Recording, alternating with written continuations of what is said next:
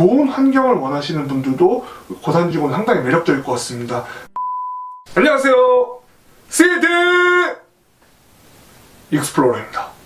이번 영상에서는 의정부 고산지구에는 어떤 분들이 살면 좋을지에 대해서 이야기해보는 시간을 갖도록 하겠습니다. 어떤 분들이 살기 좋을까라고 해서 자격이 주어진다 이런 건 아니고요. 어디에 생활권을 두신 분들이 살기 좋은지 이야기를 해보려고 합니다. 이번 영상에서는 교통에 입각해서 어디에 생활권을 두신 분들이 살면 좋을지에 대해서 얘기를 해보고, 다음 영상에서는 집 가격을 이야기해서 가장 만족할 만한 분이 어떤 분인지 한번 이야기를 해보도록 하겠습니다. 교통 여건에 입각해서 얘기를 하는데, 의정부시의 특성상 출퇴근 거리에 가장 초점을 두었습니다.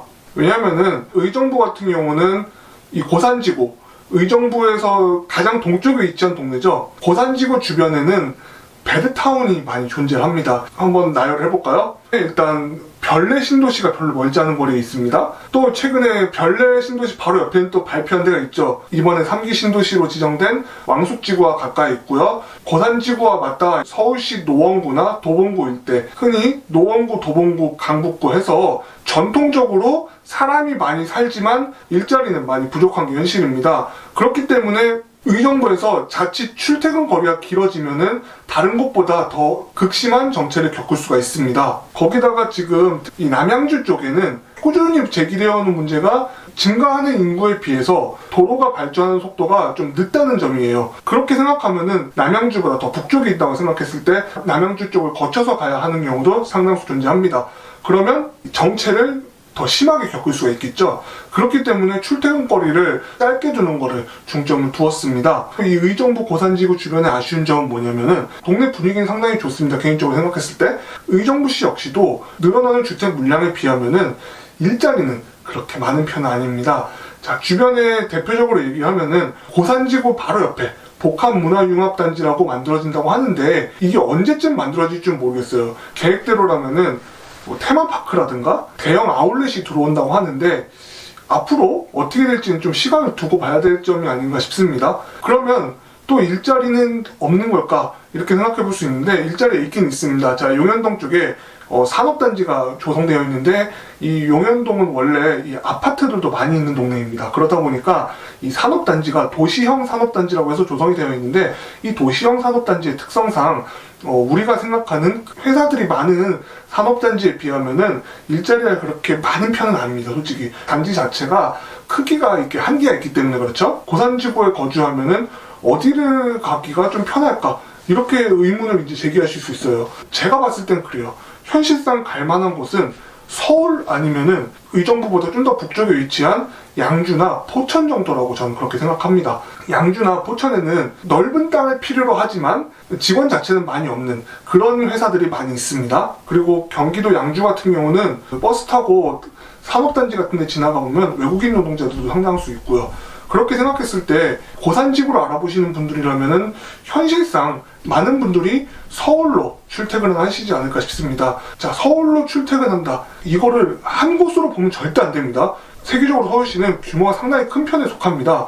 그렇기 때문에 서울 어디를 가냐에 따라서 고산지구가 살기 적절한 동네인지 그렇지 않은지 판단하실 수 있어야 합니다. 도로 여건을 고려했을 때는 어디가 좋을까 하면, 제가 봤을 때는 서울 동부 지역은 충분히 출퇴근을 할 만한 지역이라고 보여집니다. 많은 분들이 평균적으로 출퇴근하는데 한 편도 1시간 정도는 잡지 않나 싶어요.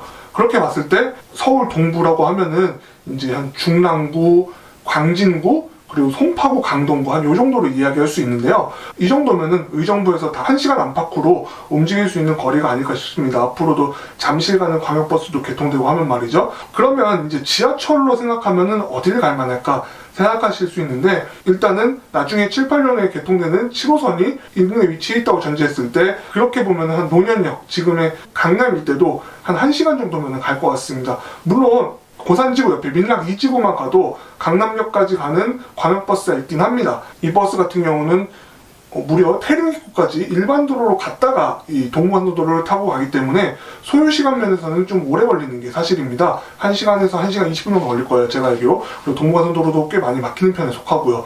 근데 이제 7호선까지 들어온다 그러면 지하철의 가장 장점 중에 하나가 정의성 보장이겠죠. 그런 점에서 강남을 1시간 정도 이내로 접근할 수 있지 않을까 싶습니다. 서울시 강남구, 송파구, 강동구 뭐 이런 정도는 출퇴근하는데 수월한 편에 속할 것 같습니다. 그러면 도심은 어떨까? 이렇게 보실 수 있는데, 도심은 현실적으로 말씀을 해드릴게요. 고산지구 대부분의 아파트 단지에서 7호선을 타기 위해서는 버스를 타고 탑승역에서 환승을 해야 되는 이상은 거리는 그렇게 길지 않겠지만 소요시간은 꽤 걸릴 수 있다. 이런 정도를 감안하셔야 되지 않을까 싶습니다. 자, 강북 구간에서 7호선은 남북으로만 움직입니다. 근데 도심은 의정부에서 쭉 서쪽으로 가야 돼요. 서남부 쪽으로 가야 되는데 7호선 남북으로밖에 안 가기 때문에 환승은 필수입니다. 도봉산역에서 1호선을 갈아타냐 아니면은 노원역에서 4호선을 갈아타냐, 두 가지 방법이 있는데 1호선은 도심 진입하는데 청량리를 돌아가기 때문에 시간이 생각보다 오래 걸립니다. 그러면 이제 4호선을 타는 게 훨씬 수월하겠죠. 4호선이 이제 몇 년 후에 진접 연장, 별내 진접으로 연장이 지금 예정되어 있어요. 지금 공사 중이기도 하고요. 그러면 이게 남양주 진접지구와 별내 쪽에서 이제 사람들이 타면은 노원역에서도 4호선이 상당히 복잡해질 확률이 있어요. 이런 정도는 생각을 하셔야 될 것 같습니다. 거기다가 또 한 가지 더 걱정되는 점이라면은 이 남북, 이 서울 동부 지역으로 가는 거는 철저히 남쪽으로만 간다 그랬죠? 그러면 지하철뿐만이 아니라 이 간선도로도 비교적 잘 조성이 되어 있습니다. 세종 포천간 고속도로나 아니면 동부간선도로라는 신호 없는 도로가 있는 게 생각보다 메리트가 있거든요. 그런데 이 도심 가는 거는 4호선 아니고서는 차로 가기도 신호 없이 가는 도로를 이용하기가 쉽지 않은 게 현실입니다. 서울에서 운전해보신 분들 알 거예요. 신호가 있으면은 거리가 짧아도 생각보다 시간이 오래 걸립니다. 그리고 올해부터 서울 시내 도로 제한 속도가 좀 줄어가지고 심리적으로 더 굉장히 느리게 느껴졌어요. 요새 운전하다 보면 저도 그런 거 많이 느끼거든요. 그런 이유로 저도 서울에서 운전하는 거 진짜 안 좋아하게 됐습니다. 길이 텅텅 비어 있어도 속도를 내기가 어려운 데가 너무 많아요, 솔직히. 그런 점에서 이제 도심이랑 서남부 지역으로 출퇴근하는 거는 좀 생각을 해보셔야 될 것 같습니다. 거리도 좀 길고, 그리고 서울시를 크로스를 해야 되는 그런 형태인데요. 솔직히 별로 추천드리고 싶진 않습니다. 고산지구 일대에 좀 아쉽게도 아파트들이 너무 많이 지어져 있는데, 거기에서 이제 차들이 많이 유입되면은 길도 막히는데, 거기다 거리까지 길면은 거기에서 발생하는 스트레스는 상당할 거라고 저는 그렇게 보고 있습니다. 좀 정리해서 말씀드리면, 서울 동부 지역으로 출퇴근하시는 분들이나 포천이나 양주 쪽으로 직장을 두시고 그런데 서울하고 멀리 살기는 싫다 이러는 분들도 고산지구 사셔도 되게 괜찮을 것 같고요. 그리고 또 하나, 기존에 의정부를 사시는 분이었지만 조금 더 좋은 환경을 원하시는 분들도 고산지구는 상당히 매력적일 것 같습니다.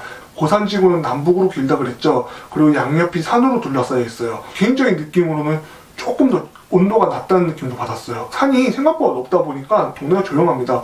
물론 이제 입주가 본격적으로 되면은 좀 분위기는 충분히 바뀔 수 있겠죠. 지금까지 교통 여건에 입각해서 어디에 생활권을 두신 분들이 살기 좋을지에 대해서 이야기를 해봤는데요. 제가 이 주변에 일자리들을 많이 못 찾은 걸 수도 있습니다. 만약에 제가 빠뜨린 산업단지라도 있으면은 좀 한번 댓글 남겨주시면 정말 감사드리겠고요. 제 개인적인 생각에서는 출퇴근을 하는 데 있어서는 아무리 동네가 좋아도 출근거리가 길거나 하는 거에 영향을 많이 받으시는 분들이라면은 이 영상이 꽤 유용하지 않았을까 싶습니다. 고산지구에 거주할지 말지 고민이신 분들이라면은 좀 도움이 되셨기를 바라겠고요.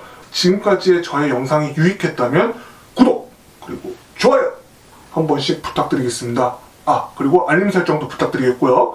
자, 구독과 좋아요는 저에게 이만큼 큰 힘이 되고 있습니다. 다음 영상에서는 이 동네의 집값에 대해서도 한번 이야기해 보도록 하겠습니다. 그럼 저는 다음 영상에서 뵙도록 하겠습니다. 감사합니다.